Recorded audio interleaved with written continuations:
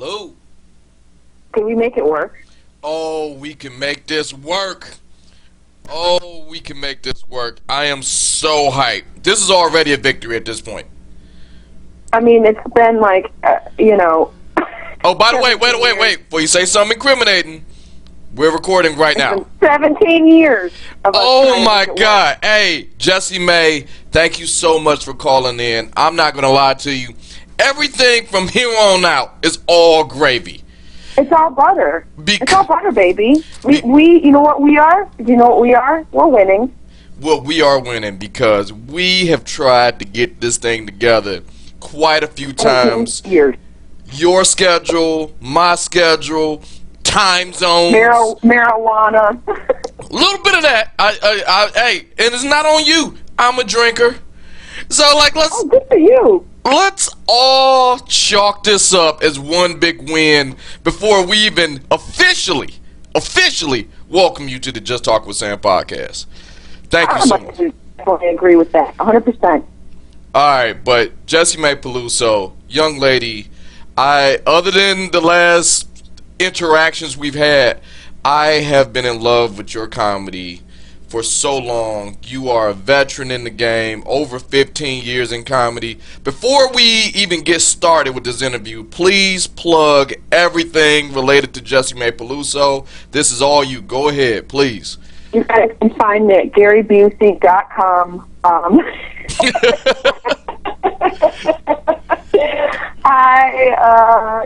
Jessimae.com for everything.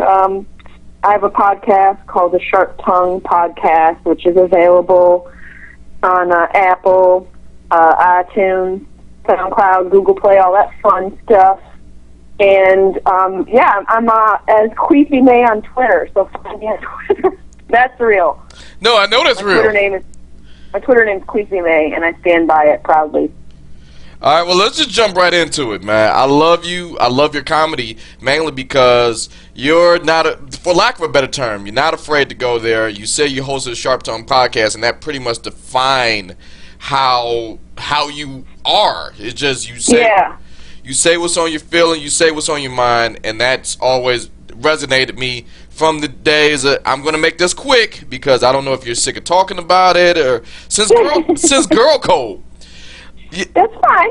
You can talk about it. It was only 4 years ago. Just for a quick second, I just want to really touch that because that's when I really start like, who is that? And then, yeah. And I think the sketch that got me because it scared the shit out of me because it can happen is like the one night stand talk show when someone. Yeah, that's funny. I loved it, but it scared the shit out of me because if that happened to me, I wouldn't know what to do.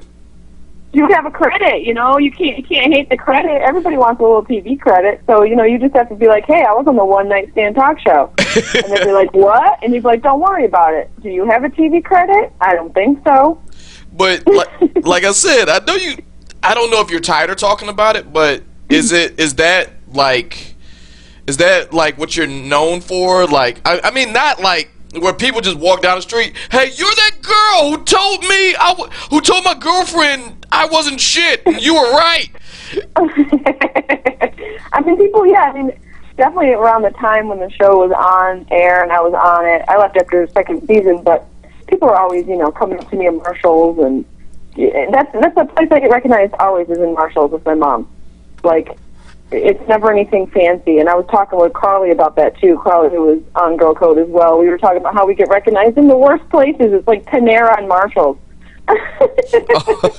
But I'm always happy when it's work, and I've done a lot of stuff since then. I've been on all my friends had shows, and I was on all my friends' shows. I was lucky to be on the At Midnight with Chris Hardwick and Comedy Knockout. I've done all their seasons and some fun stuff on NBC and stuff on True TV. So it's just the Girl Code definitely opened a lot of doors for me. So I'm always happy for that. I don't care if a bitch recognizes me in my no makeup face at Marshall's when I'm shopping with my mom, and I've had a couple glasses of wine and it's only 2 p.m. Go ahead, girl. Let's take this selfie in front of Home Goods. Let's do this. I mean, like, and the reason I bring that up, and this is a hacky question alert, and normally I would not ask this question, but I kind of have to. It is hacky. Just be prepared. I'm glad you mentioned a lot about, like, fellow comedians and stuff like this, because, you know, did a little Instagram searching and stuff like this, and you regularly perform on college campuses. Are you not afraid of that, mainly because of PC culture? But the reason I ask is the people who watch Girl Code at this point are probably age appropriate for college. Does that still... Yeah. Do you run into those dynamics? I mean, the college campuses is definitely a lot more PC, which is terrifying to me. It's terrifying what's going on in culture in general right now. You know, it's good that people have a voice. It's important to speak up against, you know, any sort of discrimination, any sort of sexual harassment, any place someone's being mistreated. We have to speak up. But we also have to realize there's a balance to everything, and I think when we're entering this PC culture, we have to be careful. We have to be careful that we're also arming our children with the ability to be strong. We can't victimize everybody. Once you start victimizing everybody, then it gets real dangerous. Because if you create a society of victims, the wolves are always going to be on the outskirts waiting to pounce. So you got to make sure while you're creating a sensitive child, you're also creating a child who's able to be strong as well. You know, those two things need to exist. Nature is nature. Wolves are coming for your kids, whether you teach them to say please and thank you all the time or not. So I just go at college campuses when I perform. I'm not. Look, you're booking me, okay? I don't come in a light form. I'm not sugar-free. I'm not fat-free. I don't have a light version. I'm not non-GMO. Like, you're going to get Jessimae. Right. So when I'm performing on these college campuses, I just think that I'm the little bit of spice that these kids need. You know, it's like a little bit of shot of adrenaline in their very coveted, you know, cushy world. And take it or leave it, you know. That's how I view it. That's cool. All right, I'm just making sure you didn't get caught up in no bull, you know, when you go to the colleges and You were stuff. trying to make sure I didn't get softened. Oh, okay. Oh, well. You were just testing me. I appreciate that. Yeah, the reason I ask is because, now I say this, and I am tiptoeing the shit out of this Me Too line. So I'm just going to just bear with Walk me. into it. Why you got to tiptoe? Jump in the lake. Because, like, all right, I want to say this. I'm taken. I'm not trying to do anything. Don't Matt Lauer me, I'm man. taken too. I'm taken too. That's what I just want to say. It's just like you've been called a comedic sex symbol. Like By who? You can Google that. I know it's all Google. Here's my thing. Really? I'm dead serious. In preparation for this interview, is comedic sex symbol. You came in at number 6. Who's before me? I'm on Google. Google right it. But like when you do this, like personally, now I want to say this. This is not an insult. I don't like mixing the two, like comedy and sex. I don't like mixing the two because when it's time for me to get in the bedroom, last thing I want to do is start laughing. Why not? Laughter is akin to, you know, an orgasm. It's just a good feeling. Let me flip that, because I went to college, and there was a few times where I was on the other side of the laughing in the bedroom. Oh, yeah. Now it's a laugh-free zone. I need everyone to be serious as hell. But I guess that's why I say that is because, like, you know, PC culture is a two-way street. That's why I was making sure. That's why I just said it was like you didn't get caught up in no bullshit, because who are we kidding? I'm man enough to say that you are easy on the eyes. Just be straight up. I don't need you to kick my ass. I listen to Sharp Tongue podcast. I know how it gets down. But what I'm getting at is I don't like, let me put it like this. Let me flip the question. Like, social media, as where we are right now, not just colleges, campuses, it, for starters, has been especially kind to you. Because those creeps have, I'm pretty sure there's a few instances, but I haven't seen those creeps on Twitter. And quite honestly, where I've seen you on Vine, rest in peace, but that's where like that's where like that whole thing was going on. And I'm sure there's some creeps out there, but it was like for the most part, have been kind to you, as well as the podcast and other forums that you're on. So that's like 3 questions in one. So yeah, I'm trying to pick out where. However you want to start that off. So like you're just talking generally about like how do I feel about the comedy and being a sex symbol and how those Number two 6, play? look it up. I'm dead serious. What list was this? I gotta send it to my mom. You're gonna have to forward me the link after, because my mom will laugh so hard at that. It's so funny. I've never, for me, when it comes to like performing and like how I view myself, I've never really viewed myself as like a sex symbol. I've never really like, thought too much about it. And that's not anything that's like a strategy. It's just who I am as a person. Like my looks as a kid, I had very awkward stages, and I know everyone says that because it's a common thing. I definitely had chimples, I had buck teeth, my hair was crispy and curly, like it wasn't cute. And so my looks were never something that were the forefront of what people focused on. They're like, she better be smart because this one's not going to make it. You know what I mean? So, trust me, I am fully aware of that. Like, I've had that conversation with God a few times. Like, all right, you better be funny. Yeah, seriously. You better be charming, yeah. You better have a skill. Yeah.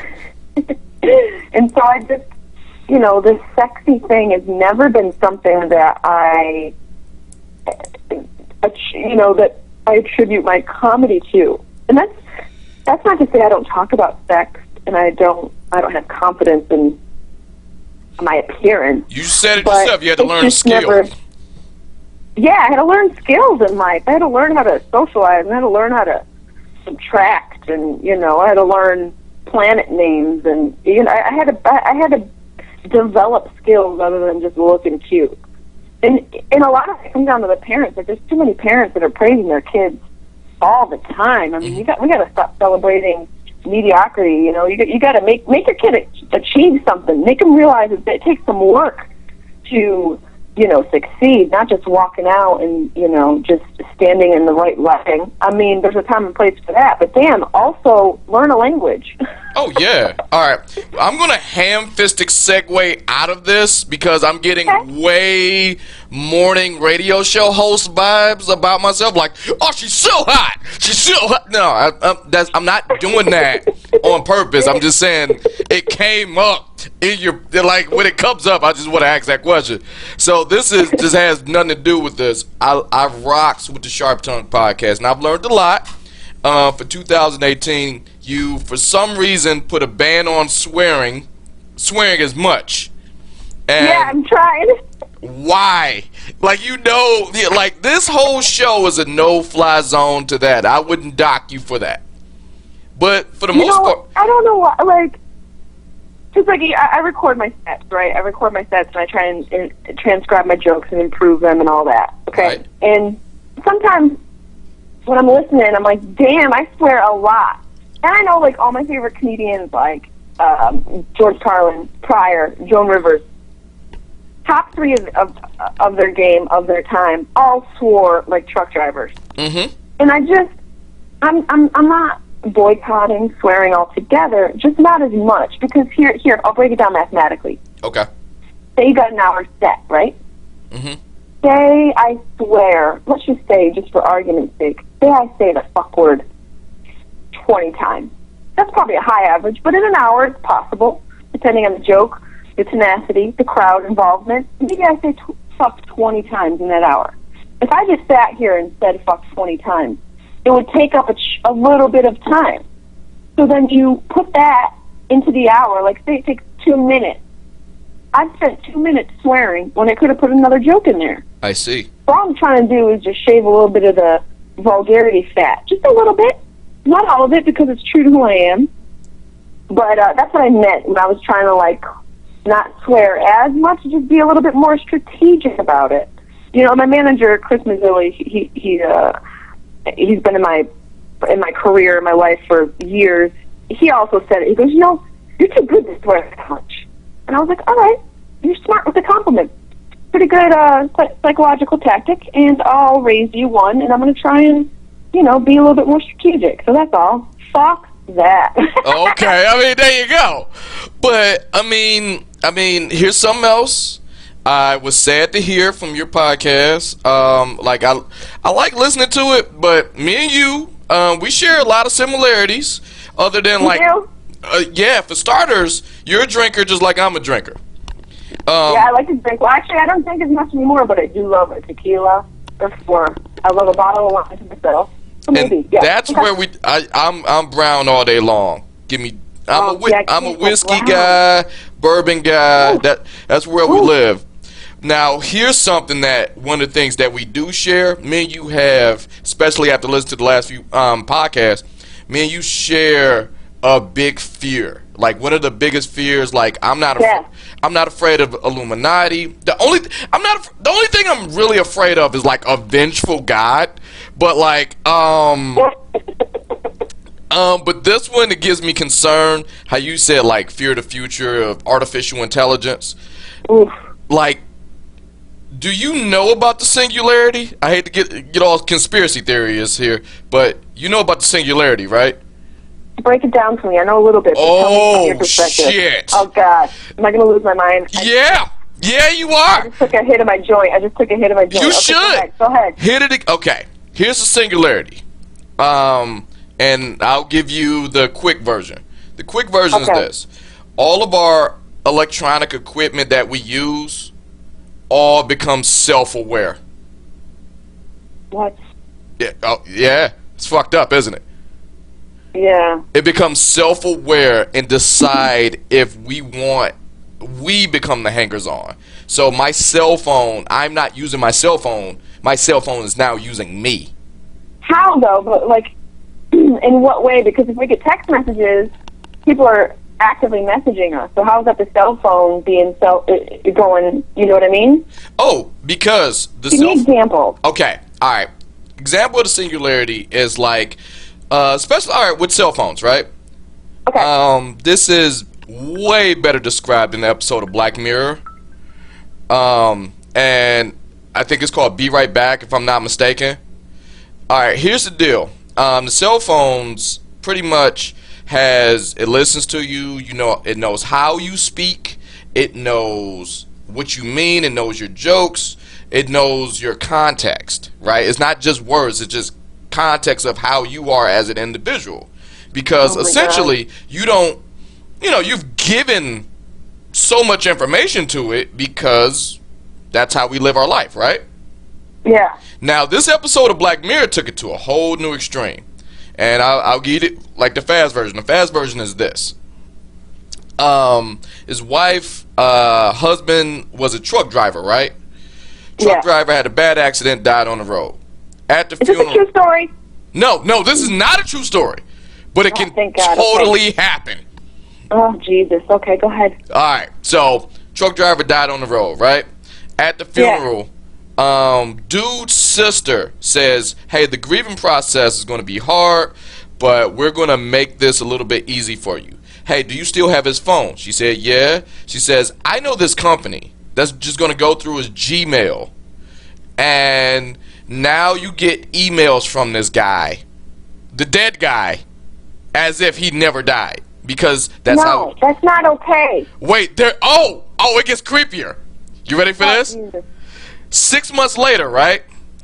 You still miss your husband. Says, hey, you still got his phone? Like, yeah. Well, here go the text with all the inside jokes. And if you pay a premium, those texts, those emails are now no longer texts and emails. They're his voice. So like, the same shit, but now his voice. 3 months after that, she says, you pay this premium. Okay, the voice. Hey, we know what he looks because we got his phone. No. We got all his pictures. So now No. they got a dude that looks just like the dead husband. Absolutely not. I'm signing off. Hold on, wait. There's more. You ready for this shit? Oh, God. Since we know the dude, the actor comes to, they have this like artificial robot. All you got to do is just add water, and now the dude is walking around the house with all the knowledge that he had. I'm setting it on fire. Oh, but that... Like I'm breaking it down and I'm setting it on fire. Nothing's meant to last forever. Yeah, see, you got to watch that episode because it fucked me up. It really did. Black Mirror is too real. Black Mirror, it's like... You watch an episode, and I need like a week recovery. I couldn't. I don't know about you, but I could not binge that show. You're talking to a guy who did.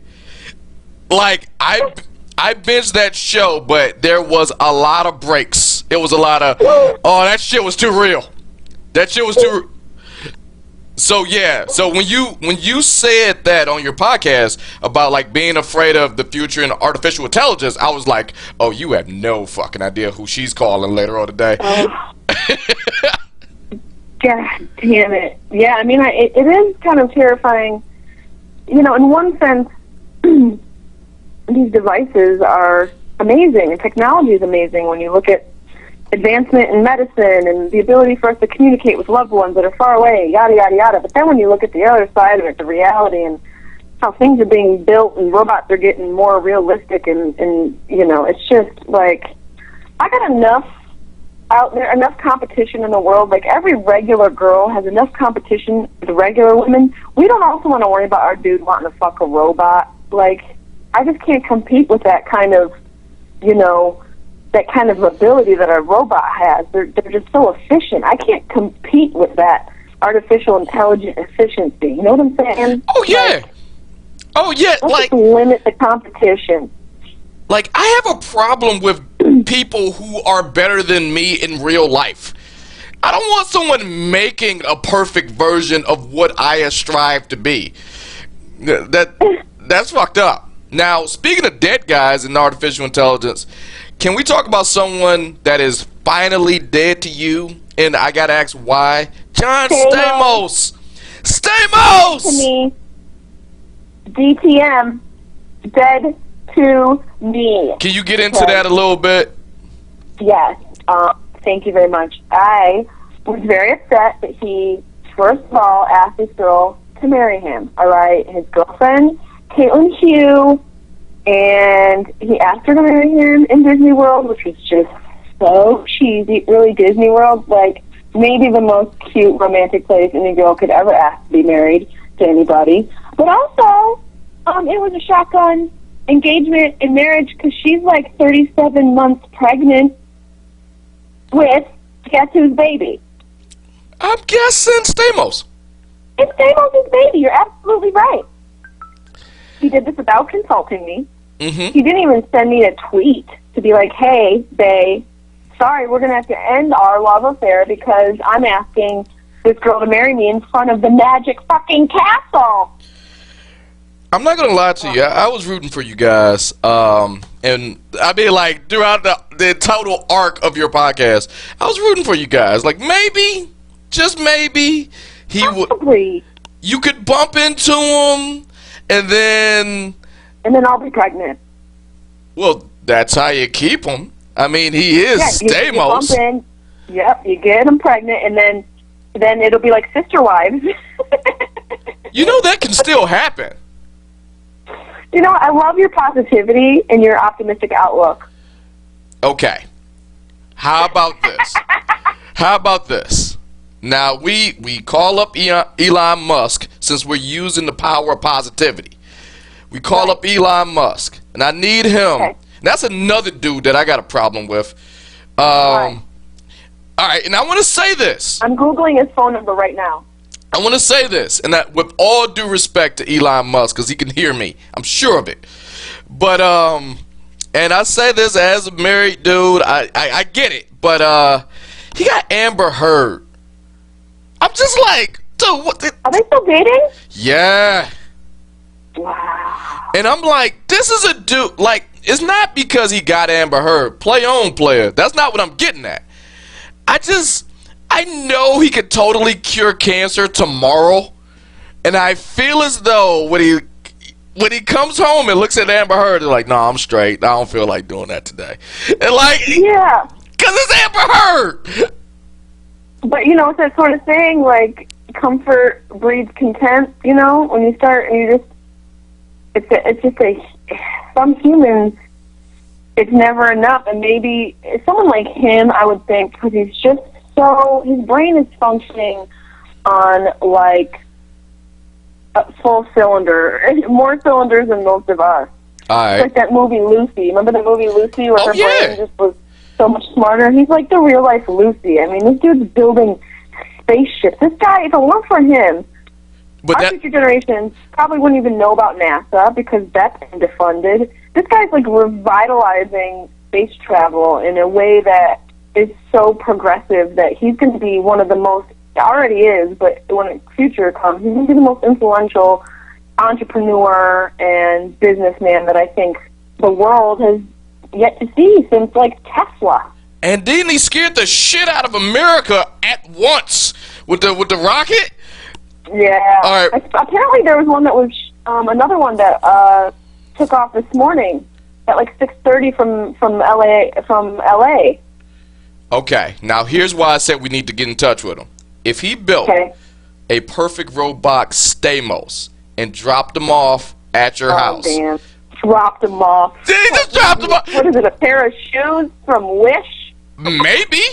You don't know. He dropped them off. He just dropped them off. An Amazon box? Yeah, it's just like, dude, he built a rocket. Is that too... He builds like one special Jessimae rocket.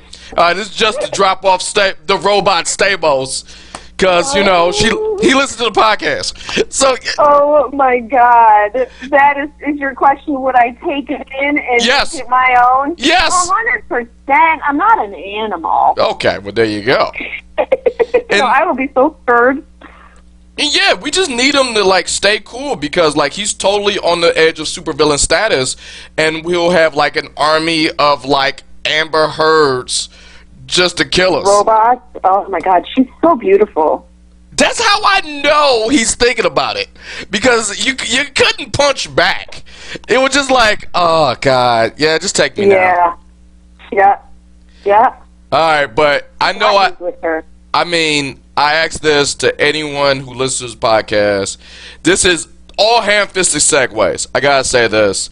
Last thing I learned on the podcast, I know you're doing some work for MTV. Can you talk about it a little bit, or? Yes, yeah. I just got done taping Safe Word Season 2 with Terrence J. and Leonard Oot, Carly Aquilino, Jordan Rock, Damian Dante, Wayans Jr., and myself. Such a good cast. And so fun. You know, crazy show where we get famous people to come on who are friends in real life, and we have them exchange each other's cell phones, and they go into each other's accounts and post things and push them to the edge where they have to use a safe word because they don't want to post it because it will, you know, potentially cause a little ripple in their apparently perfect career. A lot of fun. It's all about, you know, almost ruining careers over here at Safe Word. Oh, man. I saw some about that. I think that was Jason Derulo. Was it a couple days ago where it was like, I thought he shot his shot, but apparently he got mixed up with you guys. And yeah, I was on that episode with him, yep. Oh, man. I really I kind of wanted her to just say, like, oh, my God, I always wanted to be with you. And I would have been like, oh, that would have been so awesome. It would have been. But Jessimae, I know you're busy. Thank you so much for chopping it up with us. I'm busy now because I'm going to be emailing Elon Musk about my Stamos AI doll. I got to be honest. We put that in the atmosphere. That would be awesome. My man's going to be so mad. I'm going to keep Stamos in the closet. But with it every time he starts some shit. You know how powerful Stamos is? And you can say this to your dude. And all due respect to you, dude. Like I said, listen to the show. He may be booking a flight to Detroit. I don't know. But, like, with all due respect, Stamos is so awesome, that is your argument. If he complains, all you got to do is look at him and be like, dude, it's Stamos. It's Stamos. It's like, it's not even, you're not on the level right now. I mean, you know, Stamos is in his own area, even though he's asking bitches to marry him in front of the Haunted Castle and Thunder Mountain. Hold on, but wait. Think of the possibilities, though. You got Elon Musk. You can pick the era of Stamos. It doesn't have to be present day.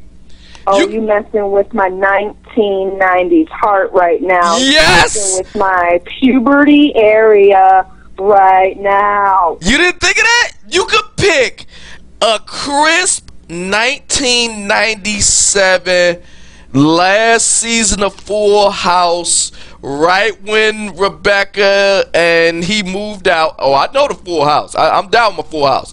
That version of Stamos. But you know what? That seems like the obvious choice, but you know what I'm going to go for? I'm going to sit and chill. I'm going to wait a couple years. I'm going to smoke my joints. I'm going to chill with my dogs and my boo. I'm going to drink some wine. I'm going to let some time pass, because when that girl pops out that baby and 5 years later Stamos ain't so fresh to her anymore, and she kicks his ass to the curb because, you know, Zac Efron is recently single and she starts dating him, Stamos is going to need somebody to pick him up. I won't even have to wait for the damn AI doll. I'll get Stamos on the over the hill on the way down. But do you want him with the memories? Oh, yeah. I'm going in hard. I'm going in where there's emotional cracks. Okay. Now, hear me out. I like your idea. I love your idea, to be quite honest. Yeah. But I would totally trade that for two different versions of Stamos. I'm testing you Stamos right now. Do you remember Jake in Progress Stamos? Whoa.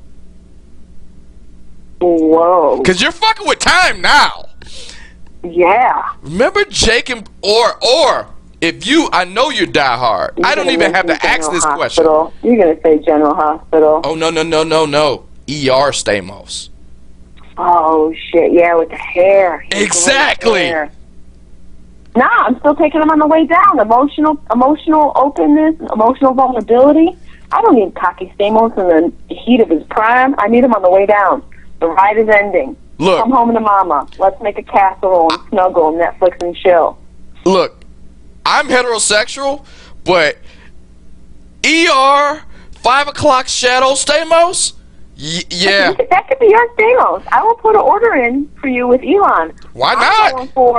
I'm going for, you know, gentleman years. I want the throwback. Sorry, no gentleman years. I want the throwback Stamos. Oh, God. But like I said, Jessimae, I'm glad we was able to make this work. Man, this is so much fun. Thanks for calling in. And girl, one more time, plug everything Jessimae Peluso. Go ahead. You've been wonderful. I am at jessimae.com. Check out my Sharp Tongue podcast, and Queefy May on Twitter, and Jessimae Peluso on IG, y'all. Live your truth. Live your truth. Oh, thank you so much, Jessimae. And hey, don't be a stranger. You can come back anytime you want. I appreciate you. We made it work. We made it work. I'm so hyped about that. General Hospital, Stamos style, immediately. Oh man, I'm going throwback Stamos. That's how you do it. You are. Not even ER. You're gonna get the beginning of time. Thank you so much. Oh, thanks for coming on. I'll talk to you. Bye. Bye.